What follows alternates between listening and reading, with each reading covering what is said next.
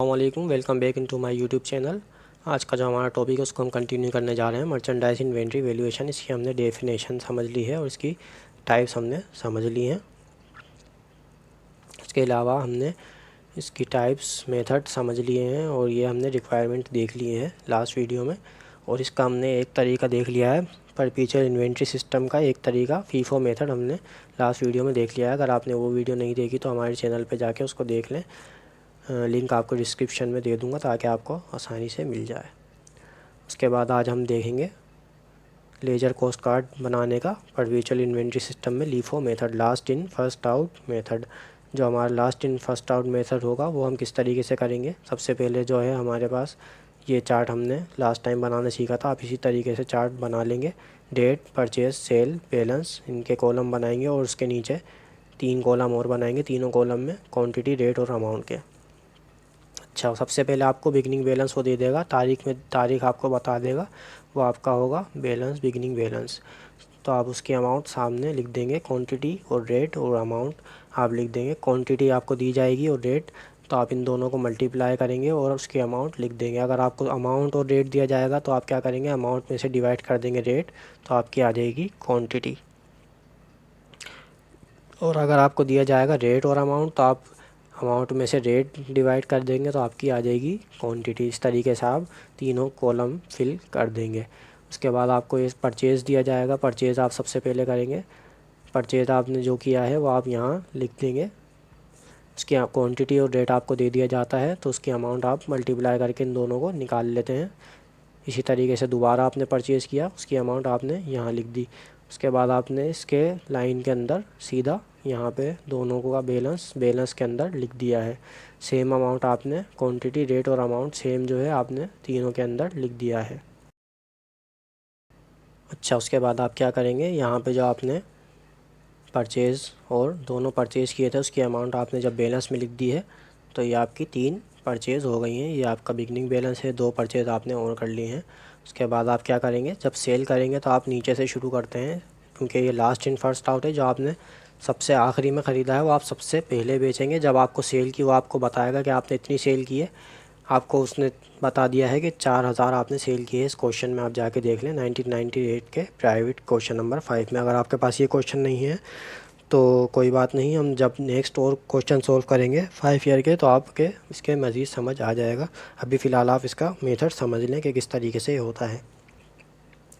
अच्छा, यहाँ पे सबसे पहले आपको बता देगा कि 4000 आपने सेल की है और सेल आपने जो की है वो आप कर लेंगे यहाँ से। सबसे पहले जो आपने, वो सबसे आखिरी में जो आपने ख़रीदा है सबसे पहले आप उसमें से बेचेंगे।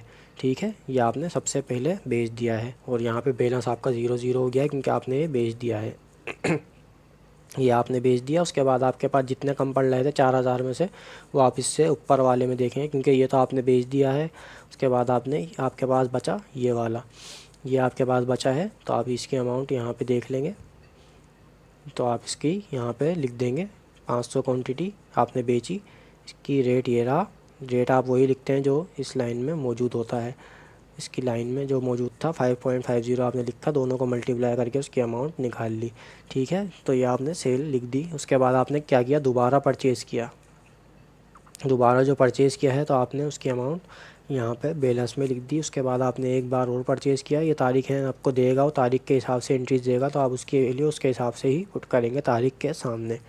तो आपने यहाँ पे देखा परचेज़ दोबारा किया है, परचेज़ आपने बैलेंस में जाके लिख दिया। उसके बाद आपने ये देखा कि उसने दोबारा सेल किया। जब उसने दोबारा सेल किया है दोबारा उसने कितने सेल किया है, 3 और 4000 दोबारा उसने सेल किए हैं। क्वांटिटी कितनी है उस चीज़ की, 4000। और सबसे पहले जो आप सबसे एंड में आपने जो ख़रीदा है अभी, वो ख़रीदा है 1500 अमाउंट आपने सबसे पहले जो ख़रीदी है ये वाली, सबसे पहले आप ये बेचेंगे। ठीक है, यहाँ पे आपके डेज क्योंकि ये ख़त्म हो गई है। उसके बाद आपने ये ख़रीदा था सबसे आखिरी में ये, उससे पहले ये। ठीक है, उससे पहले जो ख़रीदा है उसमें से आपने 2500 और सेल करने हैं। ये आपने उसकी अमाउंट लिख दी और यहाँ पे 2000 लिखा और ये आपने लिख दिया। ये आपने लिख दिया और बाकी जो आपके पास बैलेंस बचा है वो आपने ऐसे ही लिख दिया। 1000 और 2000 आपके पास अभी भी बच गए हैं। ठीक है, ये आपने लिख दिए हैं।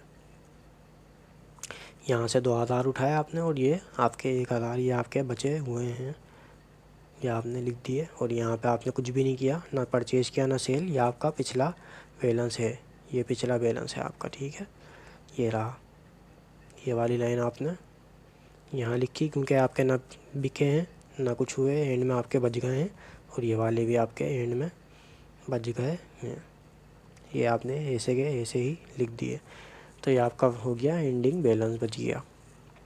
अच्छा, इसके अलावा एक मेथड और आएगा आपके पास, लेजर कॉस्ट कार्ड बनाने का एक मेथड और है परपेचुअल इन्वेंटरी सिस्टम के अंदर, वो है आपका मूविंग एवरेज मेथड।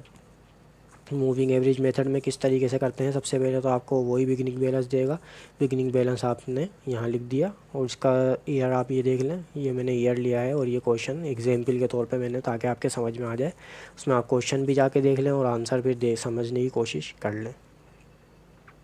यहाँ पे आपने लिखा क्वांटिटी, रेट, अमाउंट, बैलेंस, जो भी आपको दिया जाएगा बिगनिंग बैलेंस, या तारीख बताएगा या आप खुद बता देगा बिगनिंग बैलेंस है, तो आप तारीख लिख के यहाँ पे लिख देंगे उसकी अमाउंट। उसके बाद आपने परचेज़ किया 2 बार, ठीक है। एक बार आपने क्या किया, 2500 परचेज़ किए, सबसे पहले आपने कितने 5 तारीख को 2500 परचेज़ किए इस अमाउंट पे, ठीक है।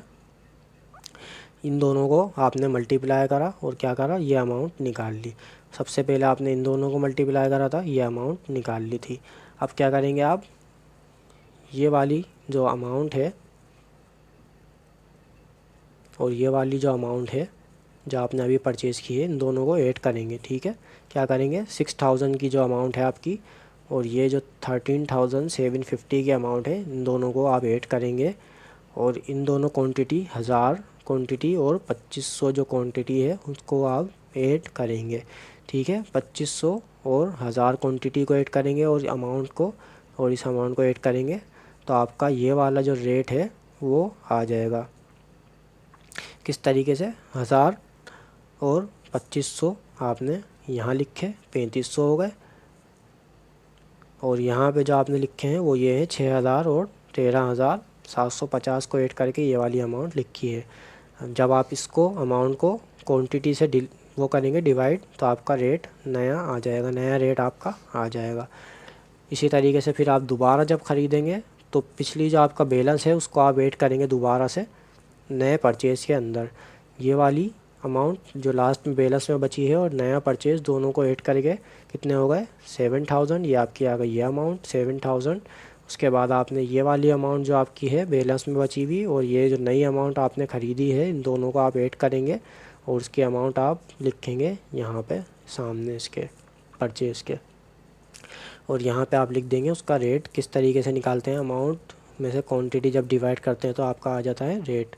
तो इस तरीके से ये आपका सोल्व होगा। और उसके बाद आप जब सेल करेंगे, जितने भी आपको सेल करने हैं आप सिर्फ एक ही बार लिखेंगे, क्योंकि आपने एक ही बार यहाँ पे टोटल कर लिया है, जितने भी आपने परचेज़ किए हैं सब का टोटल ये आपके पास मौजूद है 7000। तो आप इसमें एक ही दफ़ा सेल की अमाउंट लिखेंगे, क्वांटिटी जितनी भी होगी, और रेट आप यही वाला लिखेंगे जो आपका एंड में होगा बैलेंस के अंदर, ये वाला रेट लिख देंगे।